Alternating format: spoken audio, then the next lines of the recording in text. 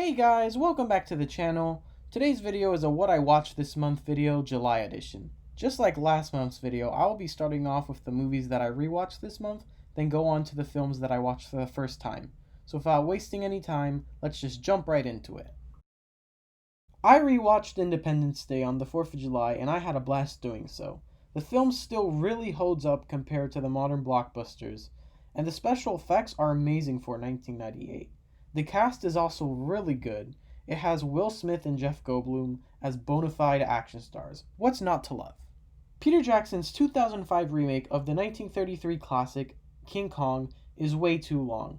Coming in at 187 minutes, you can really feel it dragging. Lots of the scenes drag on for an immense amount of time. The special effects are good, and the cast is decent. It's just that the movie is too long. The final act is way too bloated, and you can easily cut like 30 to 40 minutes off of the film.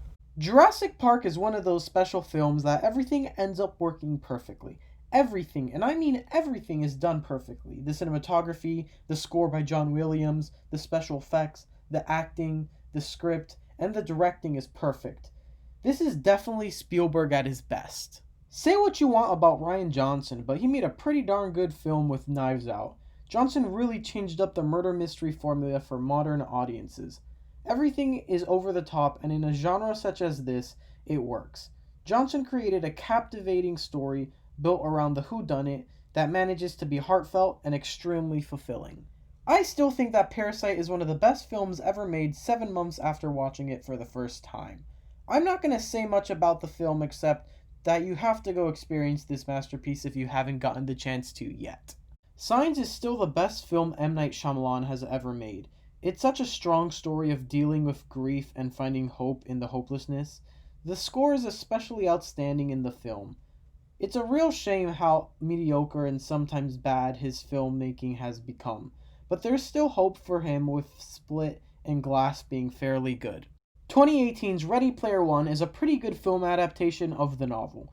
The book's plot was way too long and convoluted to be directly adapted, so what Spielberg and author Ernest Cline did was pretty good.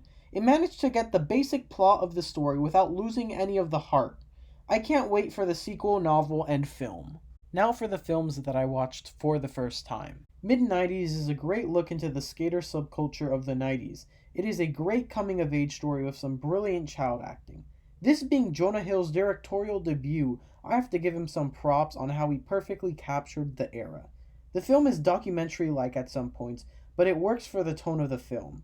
It is interesting to think about how aspects of the characters and story were influenced by Jonah Hill's own life experiences growing up in the 90s. So Hamilton isn't really a film, but nevertheless, I got to see it on Disney Plus and I really enjoyed it. I made a whole review on it. If you want to hear more of my thoughts, definitely check that out. The F-It List is a new 2020 Netflix movie, and it's pretty decent compared to the other films Netflix puts out in the teen drama genre. Once the premise gets established, the movie is pretty alright, but nothing like a film like Ferris Bueller, which this movie I think tries too hard to be like. Over the last couple of months, I've been slowly watching all of the Ghibli films, and this month I started with Spirited Away. Spirited Away is a wonderful and imaginative story. I can see how many regard it as one of the best animated films ever. Miyazaki creates such a wonderful world to get lost in that you just have to sit there and let it wash over you. To continue that Ghibli binge I've been on, I watched Howl's Moving Castle. Just like every other Miyazaki film I've seen, Howl's Moving Castle creates a brilliant and wonderful world for the film to be set in. The animation and music are breathtaking. The story can get a bit convoluted and confusing at some points, but it doesn't take away from the film. The Old Guard is a new comic book movie from Netflix, and I gotta say, it was good. The premise of immortality is well executed with a lot of thought. You can tell that the group of heroes has really been through a lot. The action in the film is done very well, and the soundtrack is alright. This is a comic book movie, so yes, there is a post-credit scene. So I'm pretty excited to see what they will do with a sequel. The last movie I saw this month was A Silent Voice, and I cannot believe it took me 4 years to finally watch this film.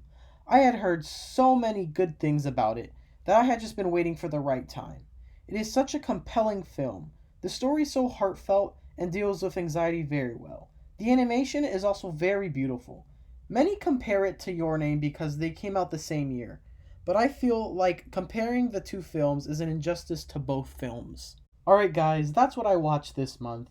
Thanks for watching. I hope you enjoyed this video. Please like and subscribe for more content like this, and I'll see you next time.